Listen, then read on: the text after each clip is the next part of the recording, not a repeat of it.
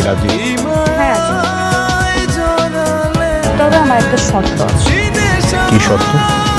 এই যে captain of the Victoria যে হবে তার কি কি ক্ষমতা থাকবে এটা সুন্দরভাবে নোটিশ বোর্ডে টানিয়ে দিবেন। ক্ষমতার কথা আসছে কেন? তেমন কিছু থাকবে না, সে শুধু স্টুডেন্টদেরকে রিপ্রেজেন্ট করবে। তার একটা ছবি নোটিশ বোর্ডে টানবে। ব্যাস এতটুকু? হ্যাঁ এতটুকুর জন্য এত কষ্ট করব? হ্যাঁ, এইভাবেই তো হয়ে আসছে। না, এভাবে চলবে না।